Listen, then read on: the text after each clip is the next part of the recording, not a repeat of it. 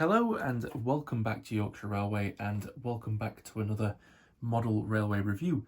Today I think I found another imposter and it's from Hornby yet again. So yeah, the locomotive was the DMU that I am going to be viewing today is this. The Regional Railways Class 156 pack. Now, from the outside, this is a railways box. You know, we've got the nice image. Obviously, the traditional sort of Hornby Railways packaging. You know, it's not a railroad packaging. There's no yellow stripe across it. It's not got a window. Certainly looks ever so ordinary, although the box is a little bit on the battered side. On the back, as you can see, we have some lovely information. So if you want to pause and read it, I'll certainly let you do that now. And there you go. If you want to pick up one of these disasters for yourselves, it is code R3773, Regional Railways Class 156 pack.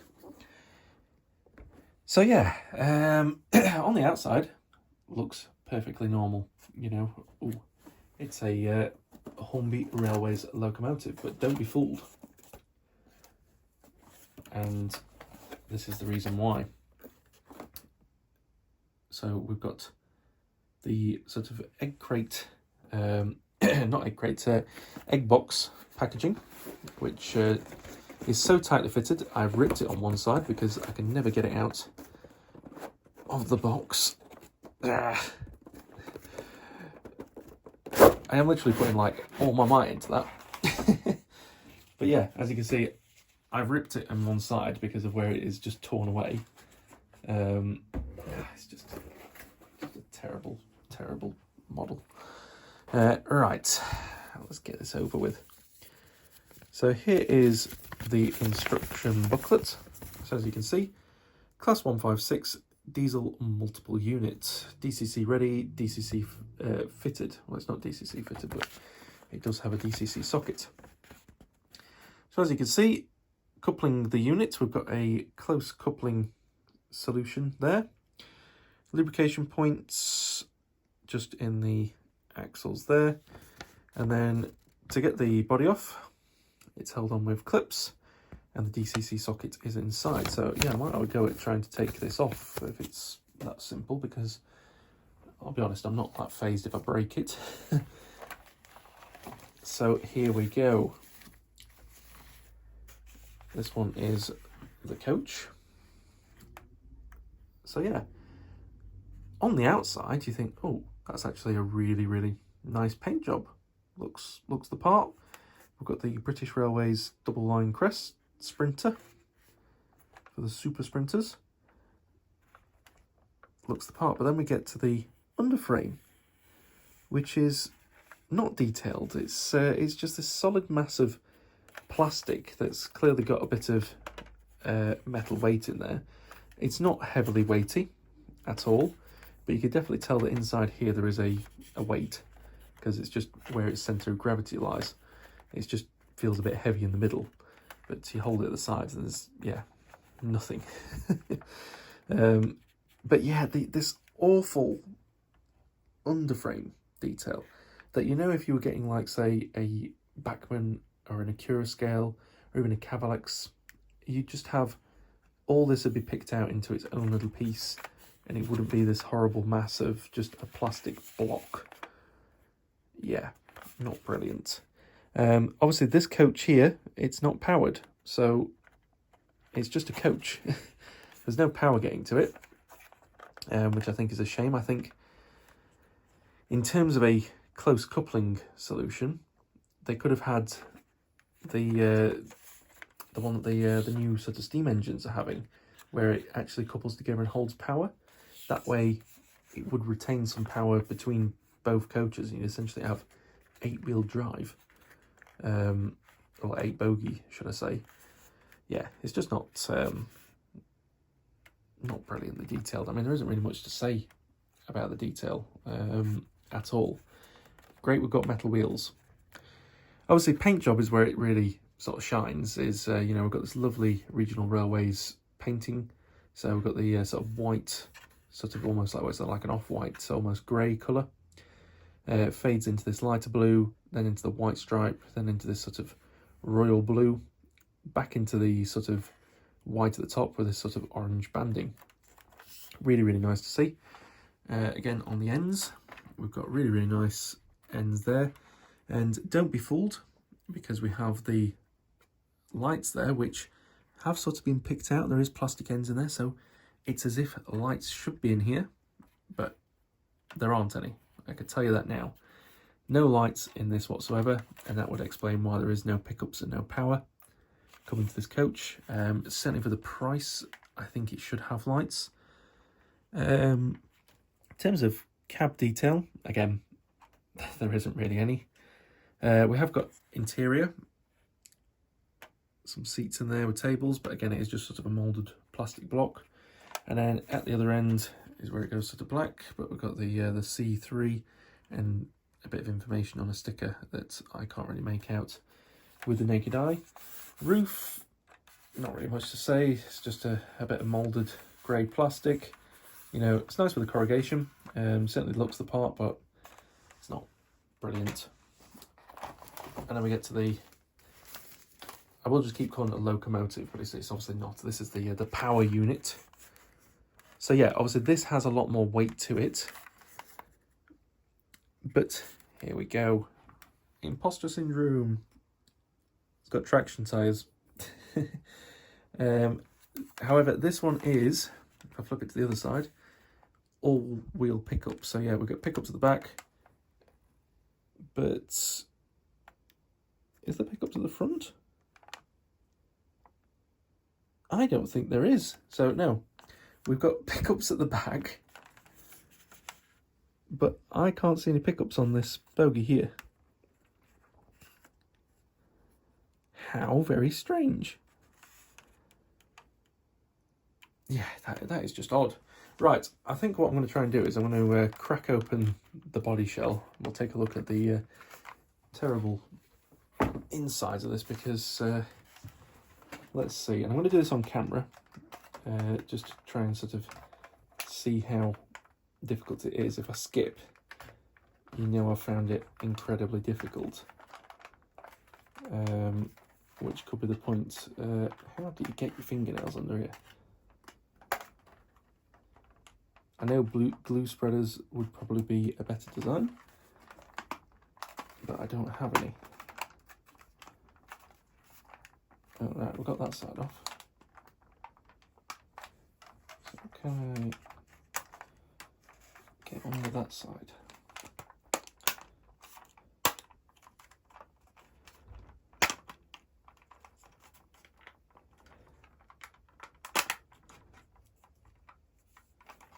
There we go. This is a awful design. I'm just going to say this.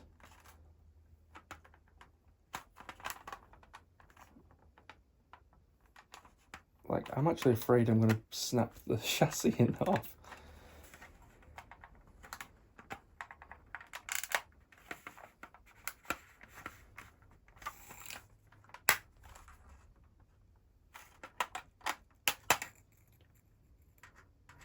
What a terrible design. Right. And here it is. Yeah. Like, look at that flimsy chassis. That is ancient. This is clearly some old ancient Lima tooling. I am genuinely surprised that I've not broken that. Yeah, that's just awful. But yeah, as you can see, it is just this bogie that is picking up. Yeah, not impressed with that. We've got these horrible big blobs of silicon all over the place. As you can see, we've got big weight in the middle. I actually think that this weight is sort of hindering taking the body off, because that is obviously solid there, but it's so solid that this little flimsy bit of plastic is almost wanting to snap, because this bit won't bend or anything at all. So it's, yeah, it's just just not great. And that one, that has the motor inside it, and I can do that. That's not right. But yeah, you know, you can see we've got the 8-pin DCC socket in there. It's just mounted on a blob of silicon. Clearly, obviously, we have room down here for a speaker, but whether you'd want to even DCC chip this, your guess is as good as mine. In terms of getting to the insides, yeah, I would have thought that this would have popped off and we'd essentially have the seats all stood here, but we don't. But you know, gives you a look inside the cab. There's no cab detailing. Yeah, that's brilliant. That there's no cab detailing at all. So obviously this is the cab end here. So if you wanted to put crew in it, you'd have to stand them on there and pray to God that you didn't knock them over on the assembly. That is just awful. So yeah, you can't even put any passengers inside this. Unless I could figure a way how to get this off, but it doesn't look as if like the roof comes off or anything. I mean, it possibly might, but yeah, I don't think it does. So yeah, that's just crap. In terms of the motor, I can't really get a good look at it, but I don't know if it's a 3-pole or a 5-pole, whether it's coreless or not, so I'm not all up on that. But yeah, you can't really get a good look at it.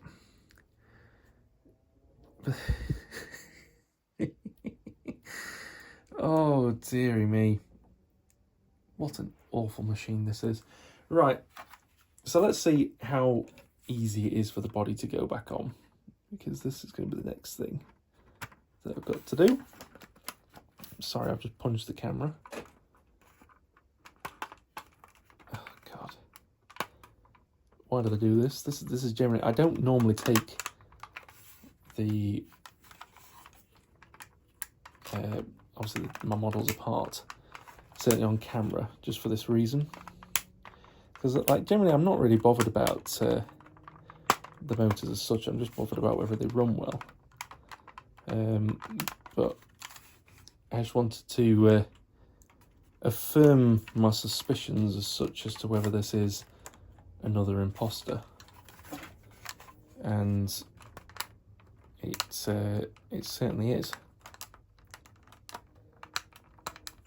There we go, that's in. Right. Terrible body is clipped back in.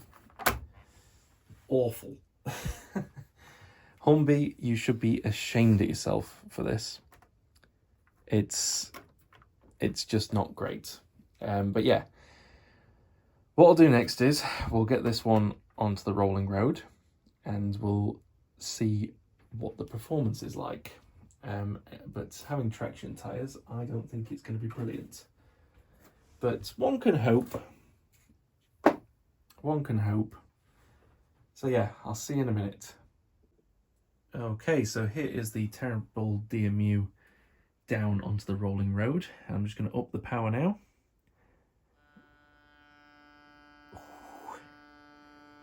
Is this the loudest loco I am?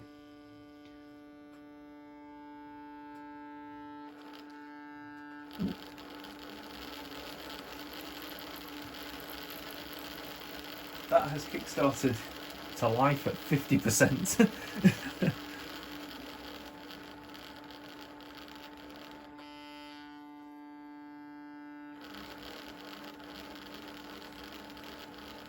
Okay, it's 45%. That is what this is running at. You can hear the awfulness of that motor. I tell you what though, the only upside for anybody that travels on DMUs regularly, you don't need a speaker in this.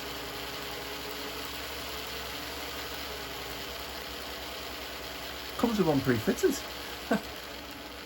It doesn't. Don't. You know, I'm not getting falsified for that. It doesn't come with a speaker pre-fitted, but the noise is so lifelike. It's, yeah, it's how it should be. Yeah, it's definitely not a good one. Let's try in reverse.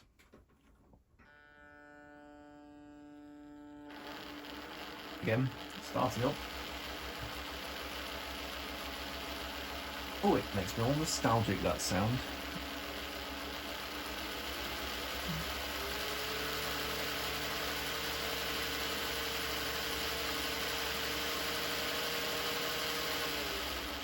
Yeah, it's just awful. Can't do a crawl, so going into stations and pulling out isn't going to be realistic if it jumps to life at 45% speed.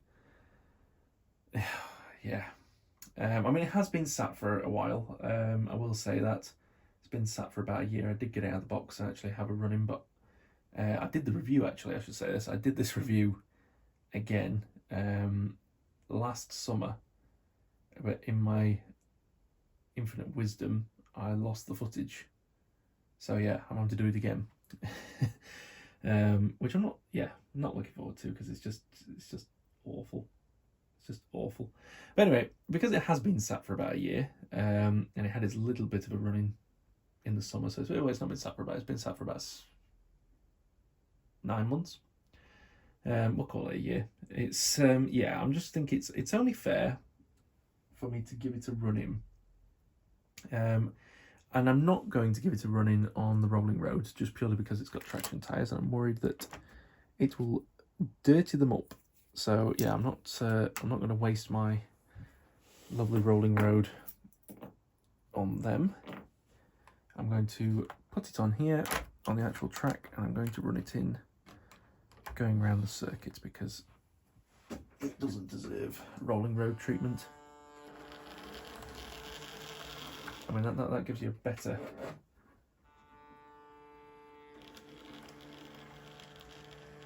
This is at 45% speed as well. It's just jerky and awful. Yeah, just not good. But anyway, so you can actually hear what I'm saying. Yes, I'm going to give it a run in, and then I'm going to see if any performance has come back to life in it. Highly doubt it. But hey ho, one can hope. So yeah, pop back with me in a few minutes time. I'll say 30 minutes forwards, 30 minutes in reverse. Okay, so we're back on the rolling road, and we've had a bit of running in with the 158 DMU. So yeah, let's see if any performance has been rekindled.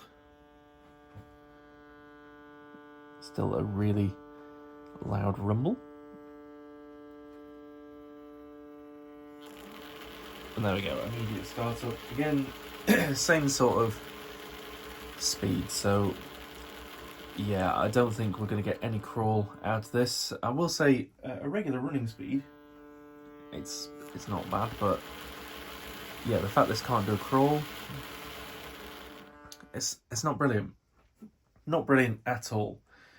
So anyway, let me take it off the rolling road and we'll attempt a coupling, because this is the next sort of downside to this loco. But yeah, 1 second, I will take it off the rolling road and we'll do that now. Okay, so as you can see, I've got the coach in line. Now, as you can see, just by sort of going together like this, it isn't coupling. It's nice to see the coach is quite free rolling. But yeah, let me just zoom in so you can see where I'm going. I'll just have to tilt the camera a little bit. There we go. Right. There we are. Right. So, in terms to get the two together, you've really got to give it a little bit of force. There we go. That's them coupled. So, it is quite a tight fit. I'll be honest, I don't like it. I feel like at some point it is going to break. But in terms of a close coupling, you know, it is very, very close together, I will say that. So that is quite nice for a DMU. You know, it does look quite realistic. So yeah, definitely quite nice in that respect. Just a bit of a shame that they couldn't have found some form of a better solution. You know, similar to how the Class 800, that's quite a good system. It's very close coupling, but it just looks a little bit better, I think. And certainly it's not going to pull apart like this one is, but yeah, not brilliant. But anyway, I'll zoom out and we'll send the DMU for a run around the layout with an alternative loco on the inside as well. Okay, so we have the double coach DMU in the Regional Railways Super Sprinter on the outer tracks. That is the Class 158. And on the inside line, I've got the lovely ScotRail Class 153, which in my opinion is the far superior DMU. Certainly if you're looking from Hornby anyway. So if I just pull it further into frame, you can see the underframe detail is a lot better. You can access the interior on this, so if you want to put passengers inside it, you can do that as well. It has lighting, need I say more, and definitely a far superior mechanism as well. It's a lot better at slower speed and runs a lot quieter. This one is aging tooling. You can't access the interior, has no cab detailing whatsoever, no lighting, and hideous underframe detail, noisy motor, traction tyres.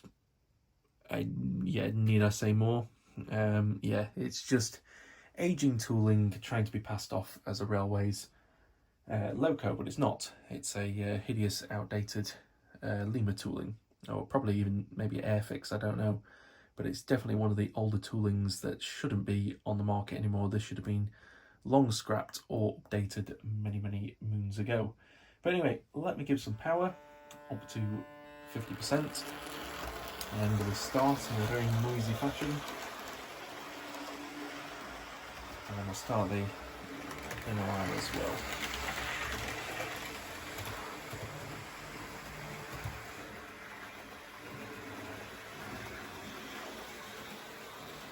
Okay, so we have the 158 just nearing the side. If you're wondering why the 153 is going so quickly, I will explain in a second.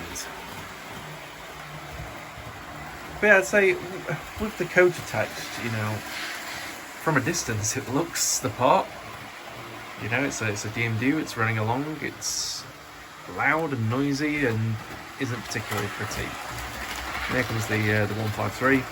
There is, for some reason, you'll see it just jolt there. There's a dead spot in that bottom corner. Certain locos stop and other ones don't. I don't really know why, but yeah, I have to run this at this speed, otherwise it will just stop dead. But yeah,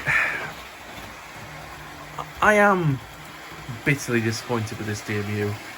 It's certainly in terms of the price point, because I paid, I think it was 126 for this. I will double check, and if I'm wrong, I will correct that on screen now. But yeah, I think it was £126, and I bought this from Amazon, which I know is a sin among sinners, especially with the model community. It was when I was first starting back out during lockdown, and I didn't really know where to go to get locomotives as such. I probably should have done a bit more research, but yeah, went on Amazon and I thought, oh, you know, a DMU, you know, I tend to use a lot of DMUs from my local stations, so I thought, yeah, I quite like a DMU, and I thought, oh, it's a two-coach DMU. Compared to Bachmann's offerings, this seemed a really, really good price. You know, Bachmann's offerings for like the DC ready versions can be like in excess of like £250 to £300. Never mind the sound versions on top of that. So I was like, oh, I've got a really good price loco here. And I know I keep saying loco, it's a DMU, you know, it's just how it is. But yeah, I thought, oh, I've got a really good price model here. It certainly looks the part, and then it turned up and I saw, oh, it's in the Railways box as well. I thought, yeah, this is going to have some good features. Obviously, get it out, you see the lighting, like lenses on the lights. You think, oh, is this going to have lights? No. And it's a shame really, because like, you know, you'll see the 153 come past in a second and you can see the lights glowing there. That just makes just all the difference, I think. I think if this had lighting, I wouldn't be as harsh on it. Certainly, you know, it's got traction tyres and it's awful and it's noisy. But if it just had lighting, it doesn't necessarily have to have coach lighting, but certainly just directional lighting is all I ask. I think it would be a lot better model. But as it is at the moment, it's awful. I wouldn't recommend it to anyone. I don't think it's particularly beginner friendly because it's quite hard to couple. I don't think it's particularly good value. I think it's severely overpriced for what it is. You know, if this was £100 or less, I'd be like, you know, yeah, it's not too bad. If this was in a train set, it's not too bad. But I don't think it's a particularly good model. I think it's dated, and Hornby really should be ashamed that they put this out, especially in the Railways packaging. And I will keep calling Hornby out for this. If I ever pick a model up and I think this is ancient tooling and it's been marketed in the Railways range, I'll call them out, because this box should mean quality. And the fact that they're slapping up ancient tooling with a relatively high price, you know, I'm not too sure on what the full price was this, but it's still a lot of money. It's got a crap motor in it. It's got traction tyres on it, when it doesn't really need it because it's only got to hold this one coach. So it doesn't need traction tyres.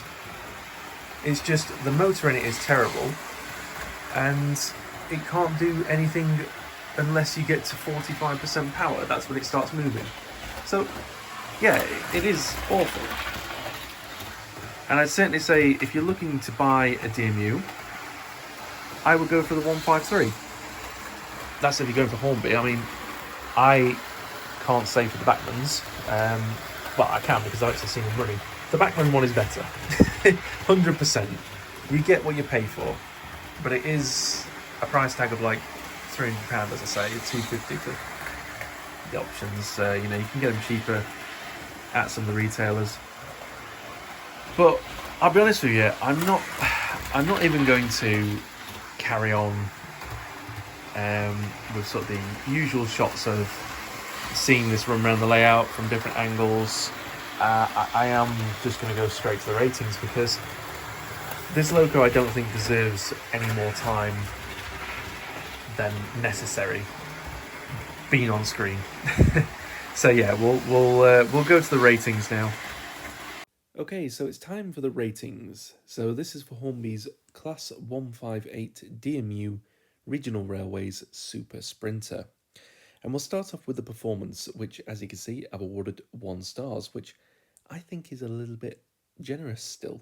I felt pretty bad giving it 0 stars, but the reason I've given it 1 star is because at sort of running speed, yeah, it's not too bad. You know, it doesn't seem too fast. It seems definitely an appropriate speed.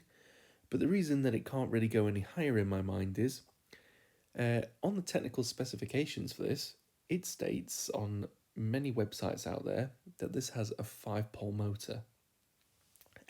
I do not think that if it is a 5-pole motor, it's a good one, because it's got a terrible performance. I honestly thought it's got a 3-pole motor in this, surely, because of the way it can't crawl. Surely with a 5-pole, there'd be a better crawl, but the fact that this can't even do it, yeah, just states to me that this is just an awful motor. Regardless of whether it's a 3 or 5, it's just awful.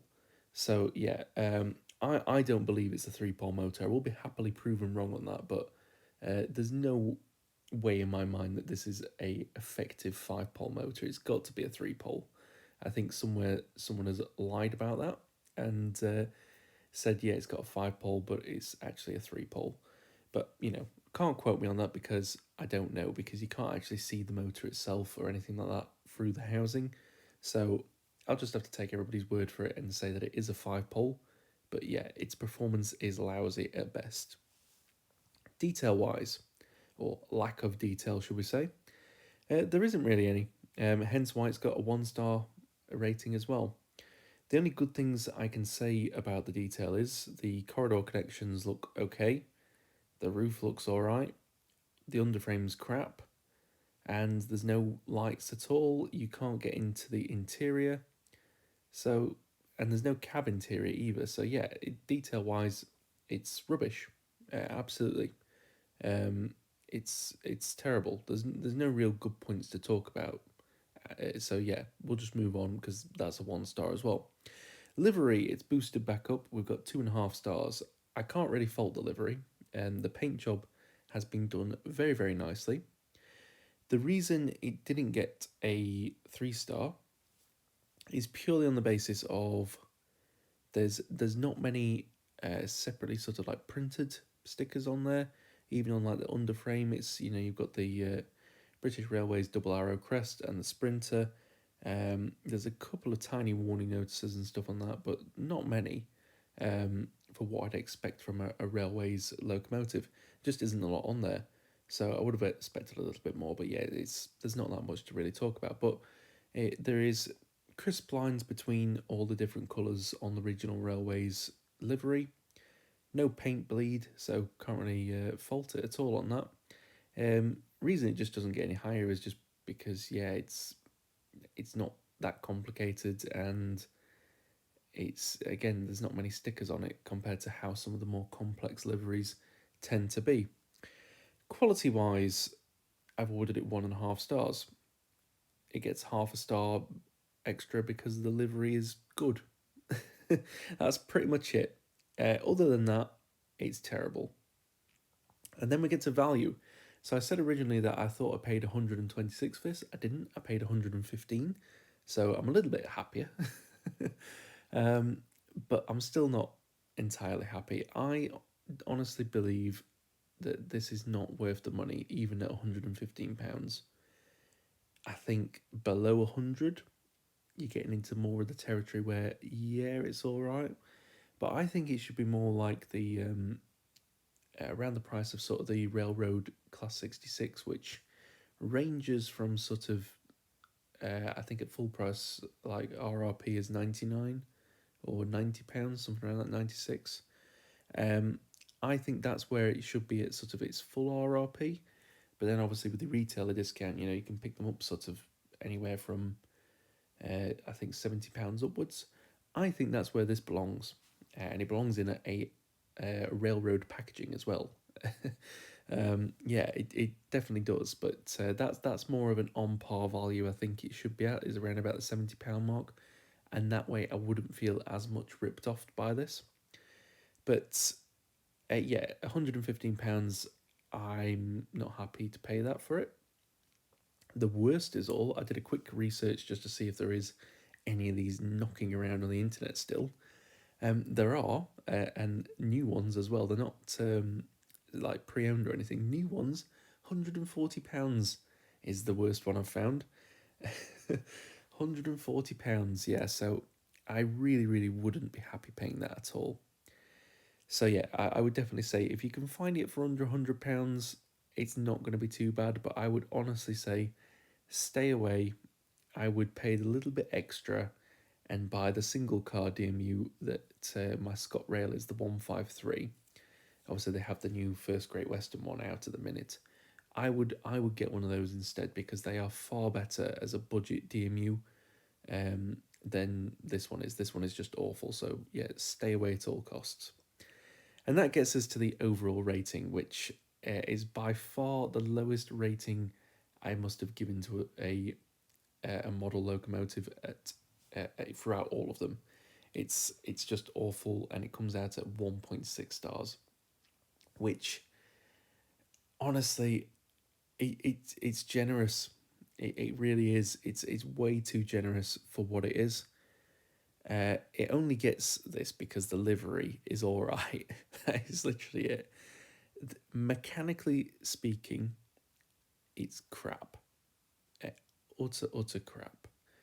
I think in terms of improvements, if Hornby were to carry on with this tooling, that it definitely needs is it needs a better motor. It needs to be easier to take the body off to fit passengers. It needs some form of cab detail, but that's not major. But my main thing it would definitely need is some lighting, and I think just directional lighting would be okay, but I think to make it enough, I think it needs interior lighting as well. Full strip lights on both the coach and the driving unit. I think the connection needs to be updated into the electric connection. That way it can have full 8 wheel pickup basically. I think that would be a lot better. What am I about to? 4 axles is what I'm saying. So it needs to pick up from both the coach's double axles and the driving unit's axles. That way it would have sound connectivity. It would probably run a little bit better. And certainly if you're going to chip this, it would be a lot better if it could have more pickups on there. I think if you are planning on DCC chipping this, it would need at least a stay alive in there as a minimum. There's no way this would run well without one. I'm interested in some ways to see, because obviously I am converting everything to DCC at the time. I will probably revisit this when I get around to chipping it, purely on the basis I just want to see if the performance is any better. But that's if I end up keeping it, because I'll be honest, it is awful. It really is. It's just an awful model, and the trouble is, I think if I got rid of it, I wouldn't get anywhere close to what I paid for it, and I think that's the reason why I'm probably end up going to keep it, just because I've got no choice. Unless anybody wants to offer me £115 for this, I'm happy to do that. but yeah, no. But I'd be interested to see if I DCC chip it, what the performance will be like on DCC. I want to see if I can get a bit better of a slower control from it. But that is for another day. Anyway, I'm going to end up waffling. So if you have enjoyed this video of exposing more imposter locos in the railway range in Hornby, hit the thumbs up, and as well as that, drop a comment down below. Do you have one of these locos? I know there's a few different liveries out there. Do you have one? Do you like it?